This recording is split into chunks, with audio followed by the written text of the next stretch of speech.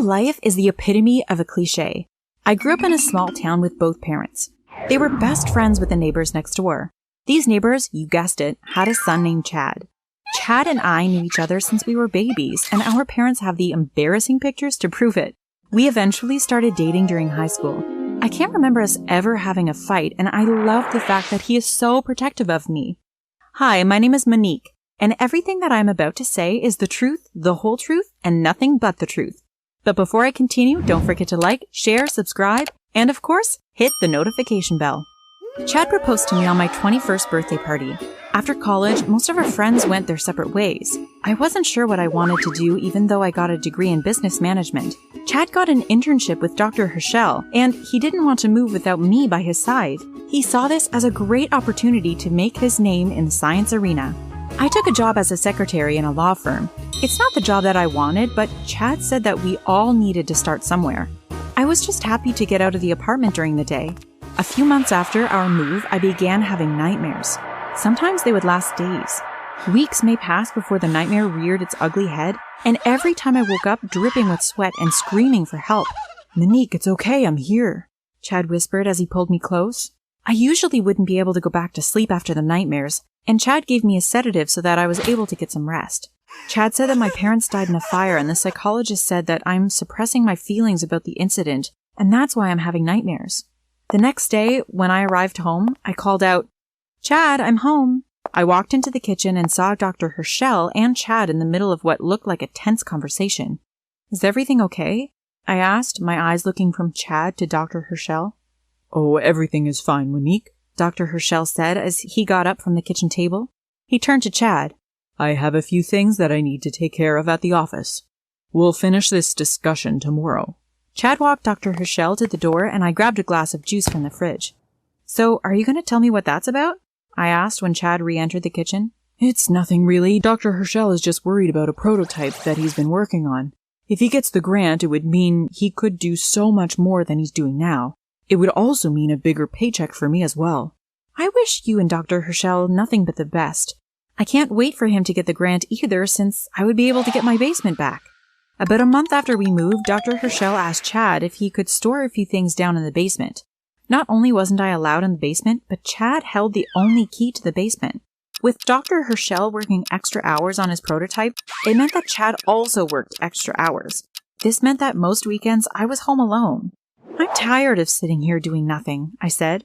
I grabbed my keys and decided that I would take a little road trip to the past. I wanted to see the house where I grew up. I missed my parents, and with my wedding coming up, I told Chad that we would go to the courthouse. I didn't want a big wedding. I left a note on the kitchen table for Chad and left. After 4 hours of sitting behind the wheel, I pulled up in front of the house that I grew up in. I was surprised to see it still standing. Chad said that my parents' house caught fire and they both died in the fire, but here stood the house just as I remembered it. I walked up to the front door and knocked. My mother answered the door. "Mom?" I said as tears swelled up in my eyes. "How could this be?" My mother looked as though she had seen a ghost. My father came to the door. "Honey, who's at the door?" My father took one look at me and his entire mood shifted. "Is this some sort of joke? Did someone put you up to this?" "Dad, what are you talking about? It's me, Monique." My voice cracked. "You need to get off my property or I'll be calling the police," my dad said, then slammed the door in my face. I ran to the car and started the engine. Why didn't my parents recognize me? Why would my dad treat me like that? Why did Chad tell me my parents were dead? The loud horn of a car interrupted my thoughts. A car was coming directly towards me, but it was too late. Bang! I woke up in the hospital. Chad was sitting in a chair next to the bed. "Hey, you, welcome back," Chad said as he reached out and squeezed my hand. "Chad," I said hesitantly, "why didn't you tell me that my parents were alive?" "Babe, it was for your own good," he said softly. "What do you mean for my own good? They are my parents, for God's sake," I shouted. Dr. Herschel walked into the room. "Did you know that my parents are alive as well?" I quizzed Dr. Herschel. Dr. Herschel looked at Chad and pointed to the door. I watched as Dr. Herschel and Chad walked out of the room without answering my question. "Where the hell do you think you're going? Chad, come back here!" I yelled. I tried to get out of bed, but my legs ached. After a few moments, Chad and Dr. Herschel walked back into the room. "We have to give you a sedative. You were in a car accident, and right now you are acting irrational. Chad will be able to answer any questions that you may have when you wake up, Dr. Herschel said calmly. Dr. Herschel walked towards me and injected my IV with the serum that was in the needle that he held. When I woke up, I was home in bed. I felt as though I was in a brain fog. Chad, are you here? I called from the bedroom. Yes, I'm here. Is something wrong? He asked with a puzzled look on his face as he walked into the bedroom. I'm not sure. I just feel a little out of it, I said. That's because you came down with the flu and you've been in bed for the past few days, babe, Chad said, concerned. I dreamt that I went to see Mom and Dad and they didn't recognize me, I said and placed my head in my hands and cried. I watched as Chad went to the bedroom closet. He used the stepladder to retrieve a CD. He didn't say anything as he placed it in the DVD player. He sat next to me and held me in his arms. There they were, my parents, next to each other in matching coffins. It was a DVD of my parents' funeral. Chad explained to me that my parents had passed away years ago. I couldn't believe it. Was I losing my mind? Why did I keep having these weird dreams? Eventually, mostly out of exhaustion, I went to sleep. The next morning, Chad wasn't at home. He left a note on the nightstand saying that he just needed to drop something for Dr. Herschel and he would be right back. I went to the closet and got the box with the DVDs. I saw one marked Monique's 21st birthday. A smile came to my face as I remembered that special night. I pushed the video in the player and laid in bed to watch. I giggled as I never realized how nervous Chad was when he proposed. But I realized something else as well. I had a small sunflower tattoo on my left upper arm, but it was no longer there. I lifted my shirt just to make sure that there was no tattoo. Where is my tattoo? Did I remove it? I asked myself. I contemplated telling Chad, but my gut told me that he wasn't going to tell me the truth. Something was up. I had had the weirdest dream last night, that I had been in a car accident. It had felt so real. Was it just a dream? I got out of bed and headed to the garage. My eyes widened as I looked at the driver's side of my door that had a mammoth-sized dent. I heard the front door open.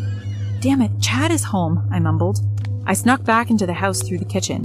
Chad was in the bedroom. I ran towards the bathroom and opened and closed the door slowly. Just as I closed the door, a knock on the bathroom door startled me. Yeah? I asked, my heart pounding against my chest. I wonder if he saw me, I thought to myself in a panic. I inhaled deeply. Is everything okay? How are you feeling? Chad asked. I'm okay, I said, then flushed the toilet. I am feeling a bit lightheaded, though, I said as I washed my hands to continue my ruse. I opened the door and Chad was there waiting. Let me help you to the bedroom, then get you something to eat, okay? I nodded in agreement. Once Chad was out of the bedroom door, I got up and quickly returned the DVD to its place and went back to bed and pretended to be asleep. I heard when Chad came back into the room. Monique, I brought you something to eat. I didn't answer. I still pretended to be asleep. Chad's phone rang and he answered. Hi, Dr. Herschel. What can I do for you? Silence. Then, yes, Dr. Herschel. I even showed her the DVD with the funeral. Silence. Okay, Dr. Herschel. When I get the package tomorrow, I'll place it in the basement for safekeeping. Goodbye, Dr. Herschel. Chad walked out of the bedroom and I opened my eyes and thought, what did I get myself mixed up in? Was this person even Chad? I had so many questions, but I knew that all of my answers were in the basement. I needed to know what was in the basement. When Chad's package arrives tomorrow, I need to get into that basement when he opens that door. I thought to myself, today I need to pretend that everything is okay. Luckily for me, I'm ill, so I can lay in bed for the rest of the day away from Chad. The day dragged. It felt as though 1,000 years had passed. I drifted into a restless sleep that night as I was awakened by nightmares. I shot up in bed and looked around wide-eyed as I tried to catch my breath. Chad was nowhere to be seen. I snuck out of bed and went in search of him. The apartment was empty. I went to the basement and turned the knob for the door. My heart jolted against my ribcage as I realized the door was open. I slid gingerly into the basement, but nothing could have prepared me for what I saw. I wasn't the only girl in the basement. As I walked further into the basement, I counted at least 30 girls. 6 girls in 5 rows. What the hell, Chad? I gasped in disbelief. Each girl was attached to a tube and surrounded by a thick, transparent silicone. Each girl looked like me. Yes, Monique, they are clones. Chad's voice echoed behind me. I spun around. Why do you need clones of me? I asked angrily. Isn't one woman good enough for you? Chad looked sad as he continued to talk to me. You are also a clone, Monique. Chad began to walk towards me and I backed away from him. What do you mean I'm a clone? I cried. The real Monique died in a fire at work a few days after her 21st birthday. I didn't want to lose you, so I got into contact with Dr. Herschel, who was already working on a prototype of this same nature. That's what you and Dr. Herschel have been working on to obtain your grant? Making clones of me? I screamed. Can a clone do this? I said as I grabbed the tubes that were hanging closest to me. Gooey liquid from the tubes fell on me and on the floor around me. I continued to pull the tubes from the other clones as well before Chad tackled me to the ground. Monique, stop it. Can't you see why I did it? I couldn't bear to lose you, Chad said as he sat on top of me holding my arms. I heard another voice at the top of the basement stairs. It's a good thing I was still here, Dr. Herschel said sharply. He walked over to Chad and I. He leaned over to me and said, I've been working on this prototype for years, and you, my dear, are the final piece that I have been waiting for. I'm not going to allow any clone to mess this up for me.